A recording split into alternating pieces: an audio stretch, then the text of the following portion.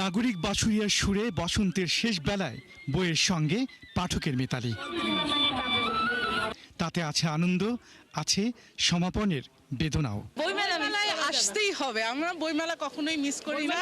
আমার কাছে ভেজা বই, তারপর পুরনো বই, এগুলো অনেক মূল্যবান। হুমায়ুন আহমেদ স্যারের বই মানে টাইমলেস, অলওয়েজ আমরা এটাই খুঁজে থাকি। রকিব হাসান স্যার যে ৩ গোয়েন্দা, ঠিক আছে, এই ধরনের বইগুলোর প্রতি হচ্ছে আকর্ষণ এক ধরনের ছিল। বইয়ের এমন পসরায় আছে ভিন্ন স্বাদের স্টলও। প্রয়োজনীয় সামগ্রী নিয়ে স্টল সাজিয়েছে মেঘনা গ্রুপ অফ ইন্ডাস্ট্রিজ। আমাদের এখানে সবচেয়ে ভালো বিক্রি হচ্ছে নুডলস আইটেম বিক্রি হচ্ছে, বেভারেজ, কোল্ড ড্রিঙ্কস এগুলো বিক্রি হচ্ছে। আর হচ্ছে আমাদের স্টেশনারি আইটেমগুলো আছে, পেন্সিল মানে কলম, এই স্টেশনারি আইটেমগুলো অনেক ভালো বিক্রি হচ্ছে।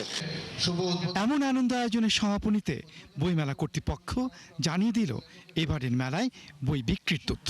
269টি প্রকাশনা প্রতিষ্ঠান থেকে প্রাপ্ত তথ্য অনুযায়ী 17 দিনে তাদের মোট বিক্রির পরিমাণ 8 কোটি টাকা।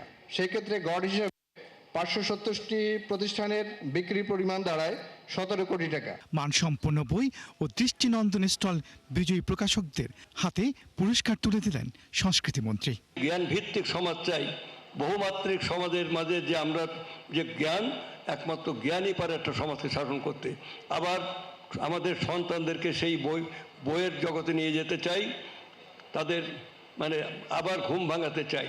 তবে এবারের মেলায় বই বিক্রি নিয়ে হতাশ প্রকাশকরা, বলছেন বিক্রি কমেছে 80%। যেটা আমরা পরিসংখ্যানে গতকাল বলা হয়েছে যে 80% বিক্রি কম হয়েছে, এটা একেবারেই অ্যাকিউরেট তথ্য। আমাদের এবার বই আসার কথা ছিল 25টা, কিন্তু আমরা বই এখন পর্যন্ত আনতে পেরেছি মাত্র 12টা, প্রায় অর্ধেকেরও কম বই এসেছে।